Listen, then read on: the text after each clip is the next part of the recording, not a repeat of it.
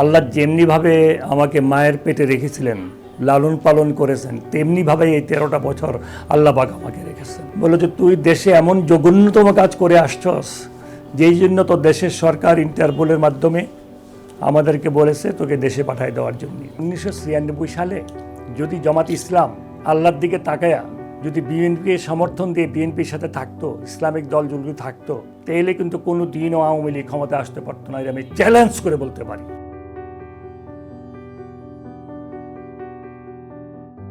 আলহামদুলিল্লাহ রাব্বিল আলামিন। আল্লাহ পাকের রহমত দয়ায় আল্লাহ পাক আমাকে কি বলবো, আমার কোনো ভাষা নেই বলার। আল্লাহ যেমনিভাবে আমাকে মায়ের পেটে রেখেছিলেন, লালন পালন করেছেন, তেমনিভাবে এই 13টা বছর আল্লাহ পাক আমাকে রেখেছেন। সুবহানাল্লাহ বিহামদি, সুবহানাল্লাহিল আযীম।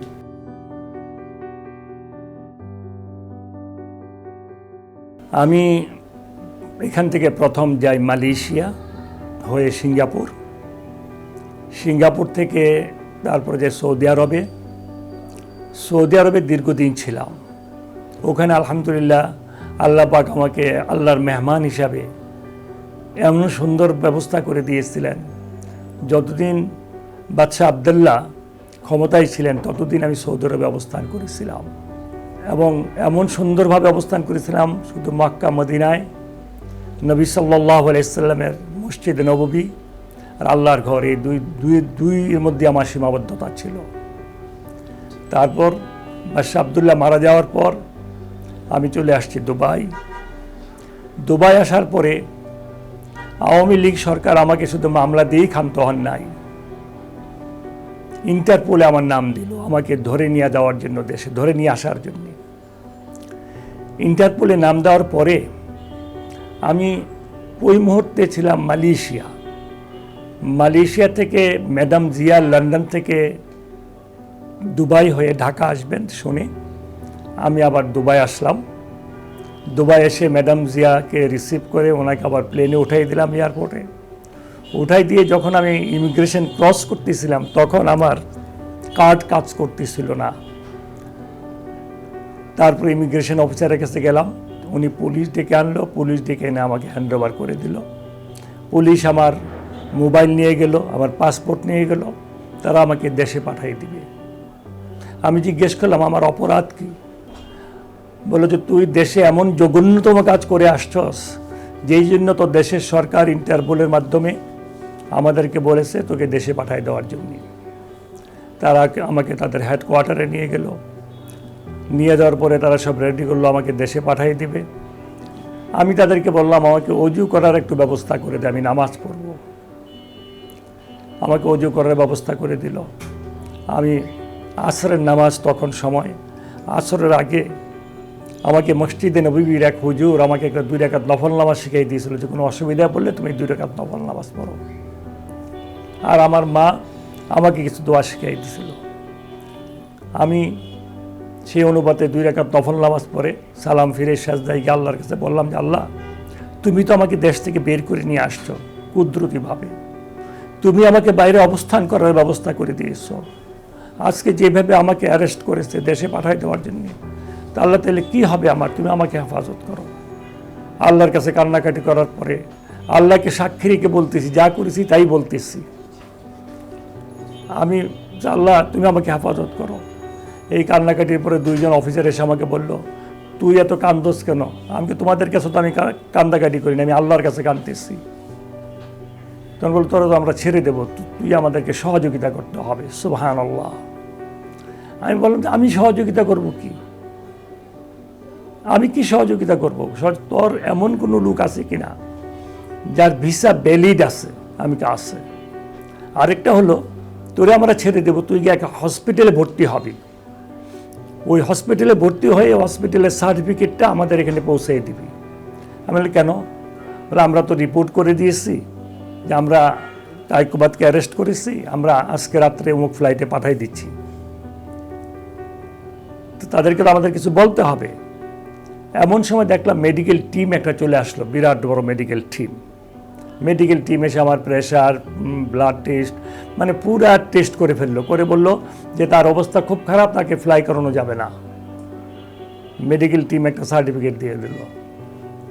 তারপরে শেষে আমি আমার কালাম একজন ড্রাইভার ছিল, তারে ডাকলাম, সে আসলো, তার পাসপোর্টটা রাখলো, আমার পাসপোর্টটা রাখলো, রেখে আমাদেরকে ছেড়ে দিল।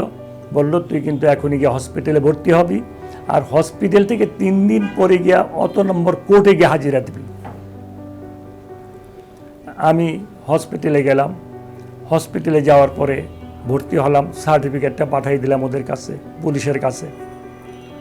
3 দিন পরে গিয়া কোর্টে হাজিরা দিলাম। আল্লাহু আকবার। কোর্টে গিয়ে দিই, ওখানে দাড়ি তো ছোট ছোট দাড়ি রাখে ওনারা, আর জাজ সাহেবের দাড়ি হলো বুক সমান দাড়ি।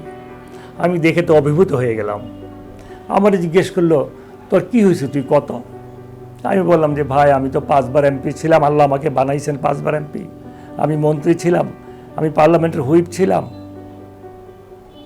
আমি আমার ঘটনা প্রতিহিংসা, ও নিজের থেকেই বলল, বলে তোর যে হিপ যে ভাঙছে, তুই যে হুইল চেয়ার সার্টিফিকেট আছে, তোর এটা যে অপারেশন হয়েছে আছে, এটা তুই আরবিতে ট্রান্সলেশন করে আমার কাছে জমা দে। আমি আমার ভাই মুজিবকে ফোন করলাম, তো সে সার্টিফিকেট ব্যবস্থা করে পাঠালো। ভাই জুন্নুন গেল দুবাই, ওই সার্টিফিকেট জমা দেওয়ার পরে আমার মামলা খালাস করে দিল।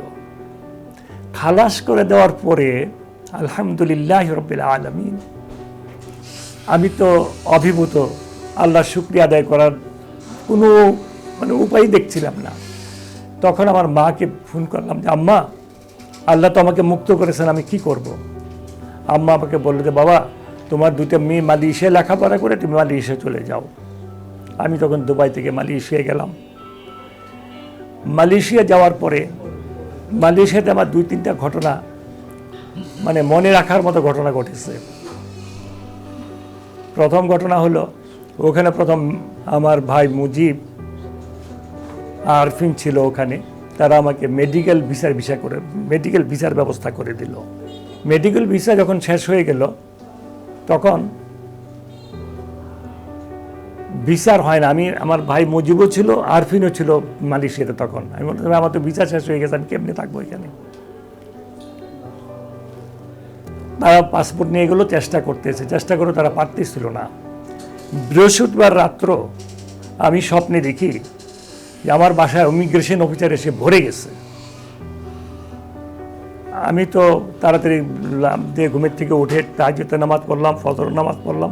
পরে আমার ওয়াইফকে বললাম যে তুমি একটা কাজ করো, আমার কাপড় চোপড় দাও একটা ব্যাগে, আমি হসপিটালে ভর্তি হব, আমি শরীরটা আমার ভালো লাগতেছে না।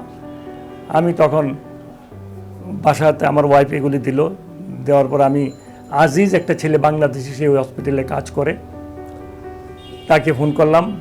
বলে যে হ্যাঁ দাতু আমিন আছে ডাক্তার, ওকে বলবো আপনি চলে আসেন, এখানে ভর্তি হবে। গেলাম ওখানে, জুম্মার নামাজ পড়ার পরে ওখানে এই হাসপাতালে ভর্তি করাই দিল। দাতু আমিন বলল যে তুমি কোনো চিন্তা করো না, আমি ফেস করব। দাতু আমিন ডাক্তার, আমার ডাক্তার, যে আমার ফিজিশিয়ান। তারপরে পরের দিন আমার মেয়ে সারানা ফারা আমাকে ফোন করলো বাসার থেকে, আব্বু ইমিগ্রেশন অফিসার সে ভরে গেছে, আম্মা তো কাঁদতেছে, সারা তো কাঁদতেছে। ওরা তো আইসা কয় কাজী কোথায়, কাজী হোয়ার ইজ কাজী? তখন আমরা বললাম যে উনি তো হসপিটালে ভর্তি হয়েছে। আমি তখন আল্লাহর শুকরিয়া যে কীভাবে আদায় করতেছিলাম এটা বুঝাতে পারবো না আমি। তারপরে শেষে আমার ওয়াইফকে ফটো তুলছে, মহিলা ইমিগ্রেশন অফিসারে গেছিল, আমার ওয়াইফের ছবি তুলছে, মেয়েদের ছবি তুলছে, ছবি টবি তুলে তারপর ওখান থেকে তারা আবার আইজিএম, যেটা হসপিটালে আমি ছিলাম, ওই হসপিটালে আসলো। ওখানে আমার ভাই মুজিবও ছিল, আরফিনও ছিল। ওরা যাওয়ার পরে দাতু আমিন, যে উনি দাতু হলো ওখানকার উপাধি মালয়েশিয়ান ডাক্তার, উনি ওদেরকে বলল যে আমি দাতু আমিন, আমার রুগী তোমাদেরকে কোনো কথা বলতে পারবে না তোমাদের সাথে, তার অবস্থা সিরিয়াস। আমার এমনি হার্ট প্রবলেম, উনি আমার ইসিজি করেছেন, আমাকে এনজিওগ্রাম করেছেন এবং বেলুরিন করেছেন আমার উনি নিজে কয়েকবার। তো উনি তখন ওদেরকে বললো যে দেখো এই অবস্থা। তখন তারা বলল দেখো পাসপোর্ট কই ওর, আমরা ওরা 1 মাসের ভিসা দিয়ে দেবো এখনই।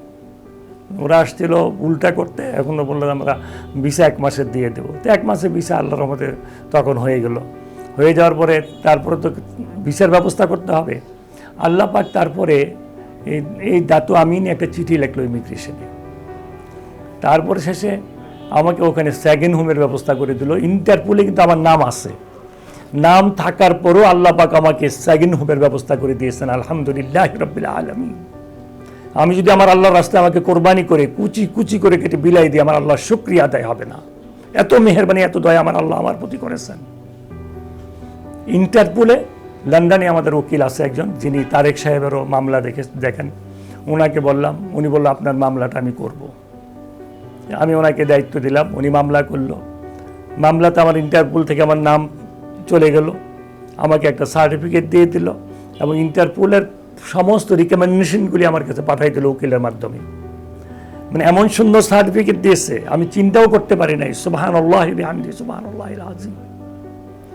তারপরে যে ঘটনা ঘটলো, আমাদের অ্যাম্বাসেডর ছিল খায়রুজ্জামান সাহেব মালয়েশিয়াতে।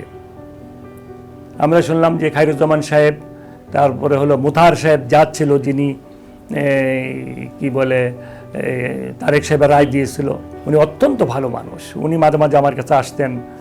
মানে আমার মনে হয় ওনাকে যদি কোনো সরকার যদি ওনাকে একটা ভালো পদে দিয়ে তার থেকে সেবা নেয়, দেশের জন্য বিরাট কাজ হবে। উনি এত জ্ঞানী মানুষ।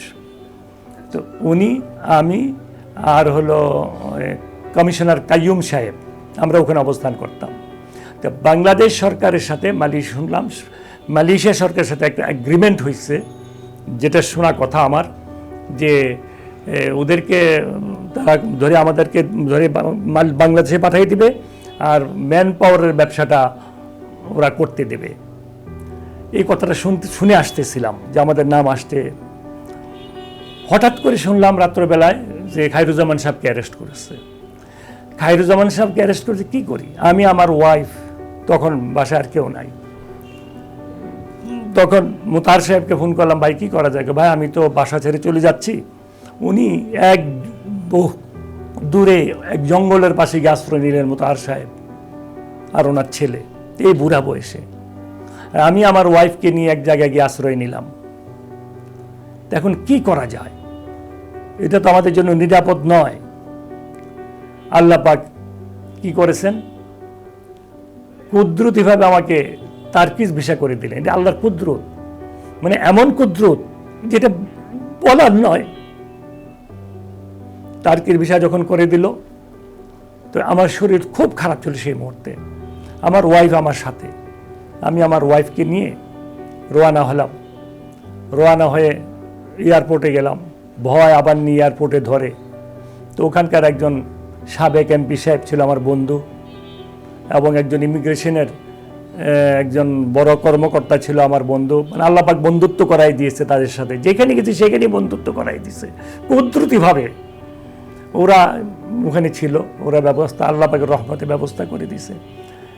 এখন আমার তো শরীরের এমন অবস্থা, তার্কিতে আমি কখনো যাইনি। পৃথিবীর অনেক দেশ ঘুরেছি, ইউরোপ, আমেরিকা, তার্কিতে যাইনি কখনো। তা আমার এক ভাগ্নি আছে, বিবিসিতে চাকরি করে, তারে ফোন করলাম যাওয়া উঠার আগে, প্লেনে ওঠার। সে বলল, মামা আমি চলে আসতেছি, আমি এয়ারপোর্টে থাকবো, তার্কিজ এয়ারপোর্টে। এই ভদ্রমহিলা এসে আমার জন্য গরম কাপড় চোপড় কিনে নিয়ে এসে এয়ারপোর্টে দাঁড়ায় আছে। আমি আমার ওয়াইফ নামলাম। এয়ারপোর্টে এমন ঠান্ডা, শীত, বরফ পরে, কাপড় চোপড় পরে গেলাম হোটেলে।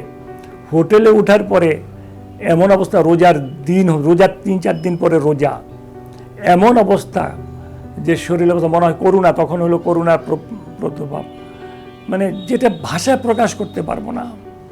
হঠাৎ করে আল্লাহ পাক ওখানকার 2জন বাংলাদেশি ভাই, যারা তার্কিশ নাগরিক, ওনারা গিয়ে আমার হোটেলে উঠলো। একজন হলো নিজাম, আরেকজন হলো কি নামটা, তারেক। আমার কাছে বললো, আঙ্কেল আমাদের বাসার কাছে একটা বাসা করে দেবো, আপনি চলে আসেন। আমি আলহামদুলিল্লাহ, ওরা আমাকে বাসা ঠিক করে দিল। গেলাম ওখানে এমন সুন্দর বাসা, এমন সুন্দর পরিবেশ, যেমনটা চেয়েছিলাম তেমনটি আল্লাহ ব্যবস্থা করে দিয়েছেন। ওখানে থাকলাম। থাকার পরে ওখানে তার্কিতে আমার চিকিৎসা ফ্রি ছিল, সব কিছু। মানে আল্লাহ পাক যে কী ব্যবস্থা করে, তার্কির যে এক এমপি, যে লোকাল এমপি, সে আমার বাসায় আমি আসার আগে আমার বাসায় এসে আমার সাথে দেখা করে গেছে, তার ওয়াইফ সহ, এবং সবার খবর নিচ্ছে। এবং ম্যাডাম জিয়ার কথা পার্লামেন্টে সে বলেছে এবং আমাদের দলের লোকদের কথা বলেছে, জামাত ইসলামের কথা বলেছে, সবার কথা বলেছে। ও আমাদের জন্য অনেক কিছু করেছে ওই এমপি সাহেব। আওয়ামী লীগ দেখে যে ইউসুফ আবদুল্লাহ 2বার আমার সাথে নির্বাচন করেছিল। উনি একজন বিরাট বড় লোক, আপনারা জানেন, ওনাকে চিনেন। উনি 96 সালে নির্বাচন করে আমার সাথে ফেল করলো, 2001 সালে নির্বাচন করে ফেল করলো, 2008 সালে যখন নাকি আমরা 30টা সিট পেয়েছিলাম, তখন আল্লাহ আমাকে কামিয়াবি করেছেন। ওরা দেখে খুব ক্ষিপ্ত হয়ে গেল। আর বিশেষ করে আমি ম্যাডাম জিয়াকে একটা পরামর্শ দিয়েছিলাম, আমার নেত্রীকে। উনি আমার নেত্রী, এই অনুযায়ী এই দেশের প্রখ্যাত আলেমদেরকে ওনার পক্ষ থেকে উনি কিছু উপঢৌকন পাঠাইছিল, এটা আমি পরামর্শ দিয়েছিলাম, আমি এটা দিয়েছিলাম। এই জিনিসটা এমন হয় ডিজিএফআইয়ের মাধ্যমে ওরা জানতে পারছে যে আমি এগুলি সব কিছু করতেছি। এই সমস্ত কারণে আর আমাকে, আর বিশেষ করে আমার ফ্যামিলি, আমরা সবাই অ্যান্টি আওয়ামী লীগ। এটা হলো বড় কারণ।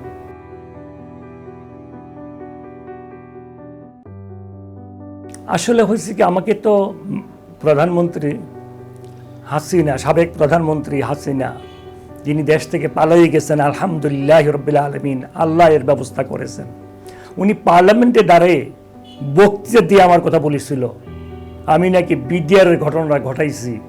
দুবাই যে উনি বলেছিলেন প্রধানমন্ত্রীর সুপুত্রকে 5 কোটি টাকা আরফা ব্যাংকের থেকে তুলে নিয়ে আমি 5 কোটি টাকা দিয়ে এই ঘটনা ঘটাইছি। উনি হয়েছে কি, প্রধানমন্ত্রীর সুপুত্র বলতে চাইছিল সাবেক প্রধানমন্ত্রীর সুপুত্র, ওইটা না বলে উনি বলছে প্রধানমন্ত্রীর সুপুত্রকে টাকা দিয়ে ঘটনাটা ঘটাইছে 5 কোটি টাকা। আমি দিন পার্লামেন্টে ছিলাম না।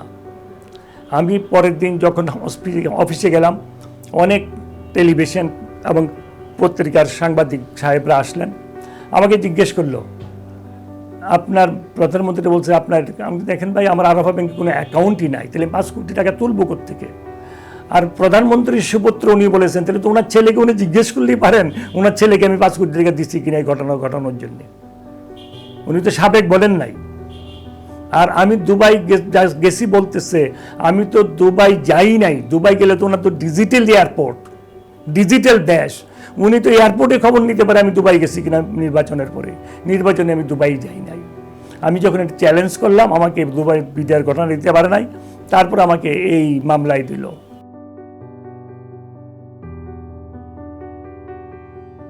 আল্লাহ আমাকে দিয়েছে, আল্লাহ করেছেন, আল্লাহ কুদরত। আমি তো জীবনে চিন্তা করতে পারি নাই এই মামলা থেকে খালাস হয়ে দেশে আসবো। আমার কথাটা হলো, পৃথিবীর যত আদালত আছে যেগুলি মানে যাদের সম্পর্কে কোনো প্রশ্ন নাই, তাদেরকে একত্র করে যদি এই মামলার রায়টা দেওয়া হয়, আমি মনে করি তারাও এটাকে ইন্ডোর্স করবে এবং তারাও বুঝবে যে আওয়ামী লীগ কি করেছে।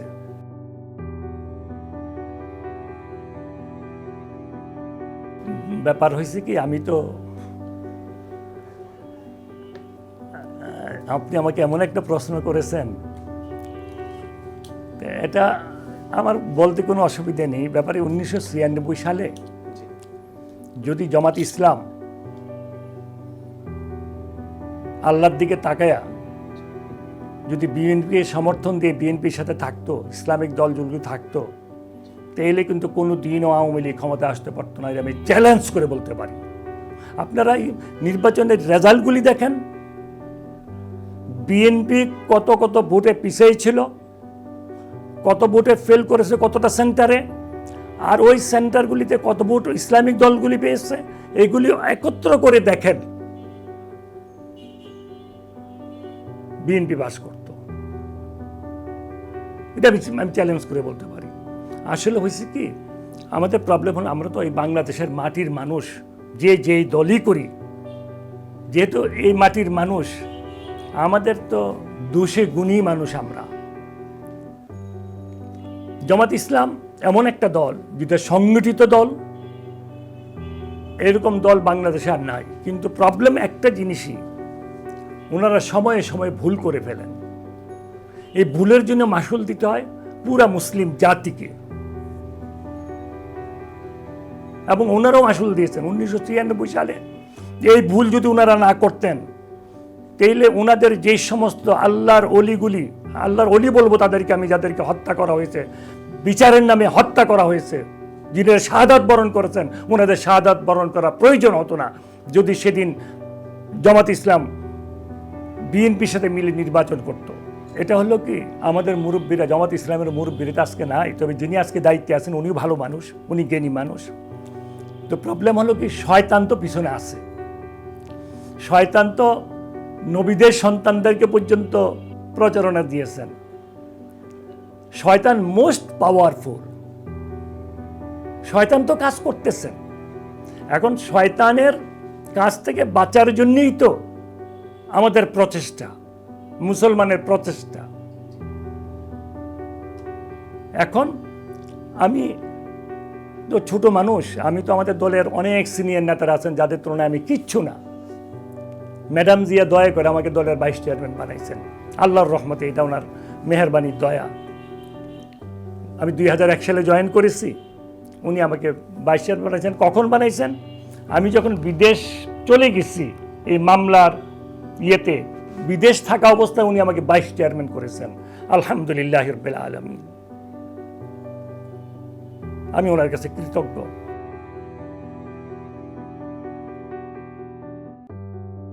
ব্যাপার হয়েছে কি, ডক্টর ইউনূস দায়িত্ব নেন নাই।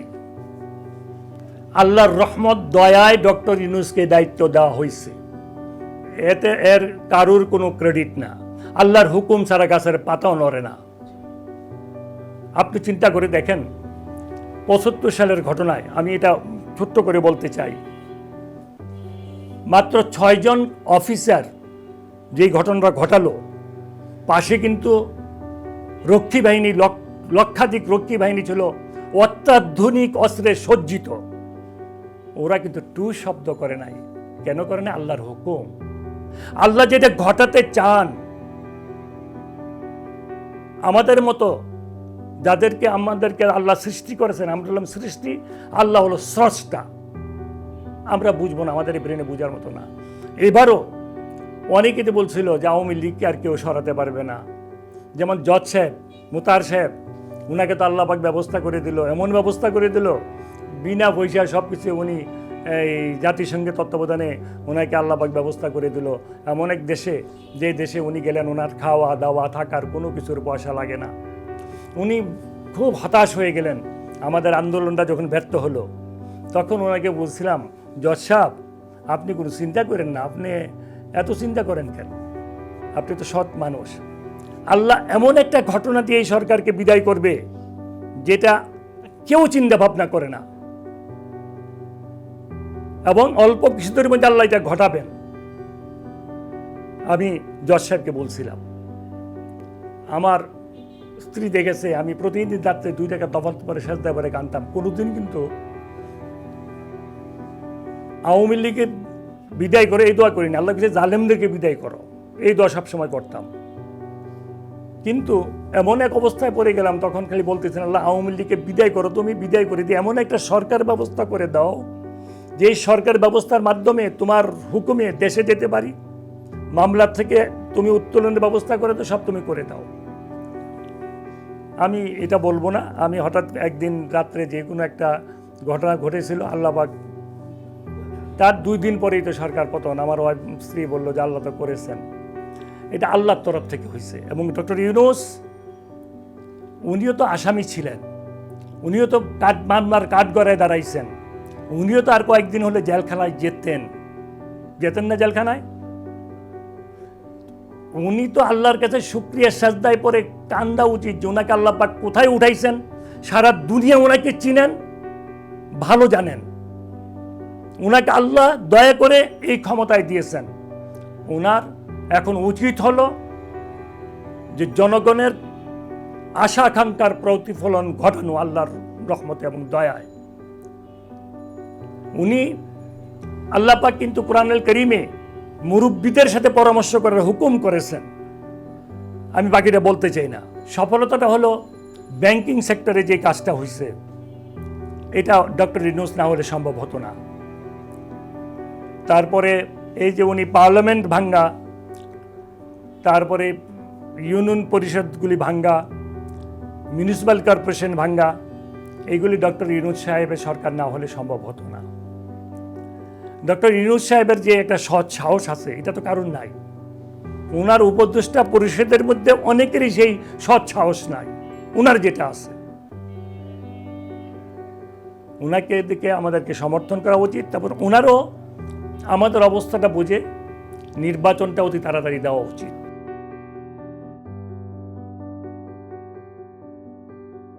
ব্যর্থতা হলো একটা, এখন জেলখানায় আওয়ামী লীগের ফেসিবাদের মানে মিথ্যা মামলায় যারা জেলখানায় আছে, এখনো তারা জেলখানায় আছে। এটা হলো সবচেয়ে বড় ব্যর্থতা ওনার। কারণ উনি, আমরা কিন্তু আল্লাহবাক মুক্ত করেছেন, কিন্তু এখনো জেলখানায় অনেকে আছে। যেমন লুৎফর রহমান বাবর, তারপর জেনারেল রাজ্জাকুল হায়দার সাহেব, ওনারা কেন জেলখানায় থাকবে? ওনারা কেন জেলখানায় এখনো থাকবে?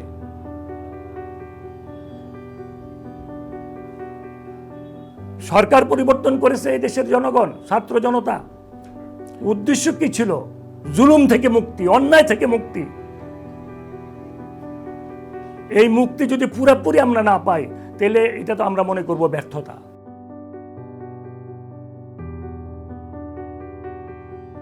আমার দাদা মরহুম কাজী শাহ মুজাফর রহমতুল্লাহ আলাইহি, উনি দেওবন্দ থেকে লেখাপড়া করেছেন। উনি একবার নির্বাচন করেছেন, ব্রিটিশ আমলে নির্বাচন করেছেন। আর আমার বাবা মুসলিম লীগ করতেন, তার ধারাবাহিকতায় আল্লাহ পাক।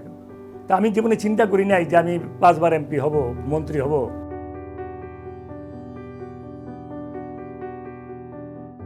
ব্যাপারটা হচ্ছে কি, আমি কিন্তু মুরাদনগর মানুষের নিজেকে কামলা মনে করতাম। আমি তাদের কাছে এমপি হিসেবে কখনো পরিচিত থাকতাম না।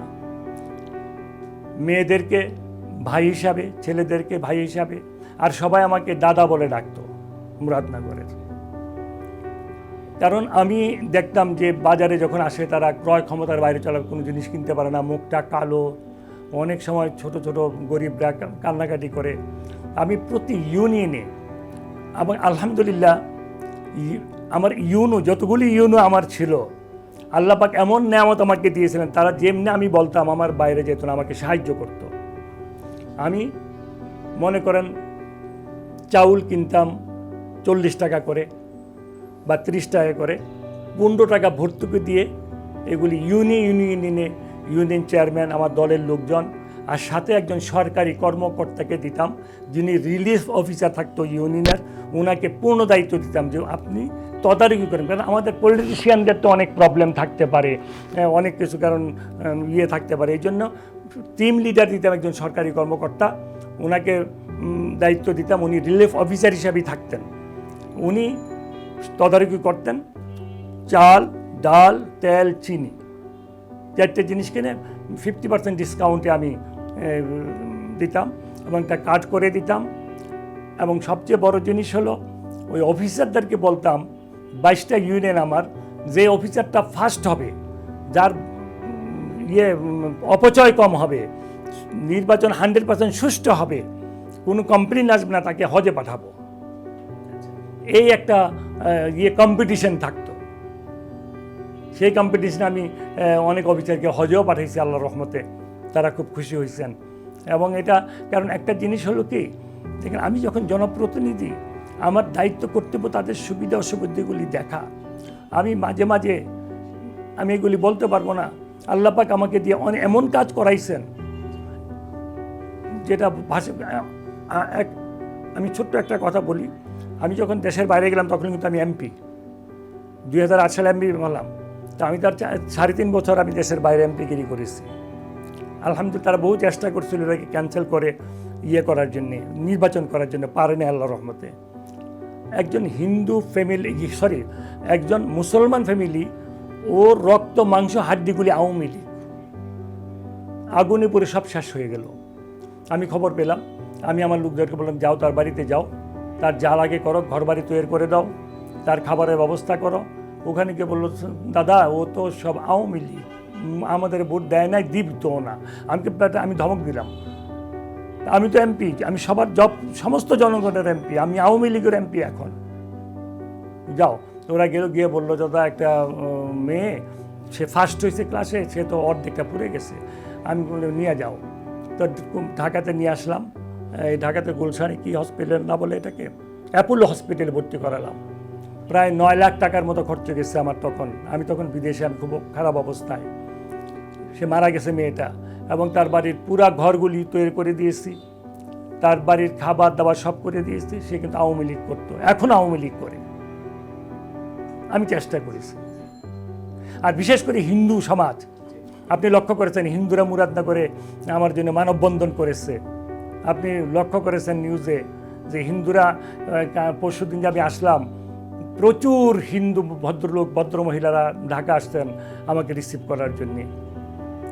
তারাও জানে আমি কি ধরনের কাজ করি।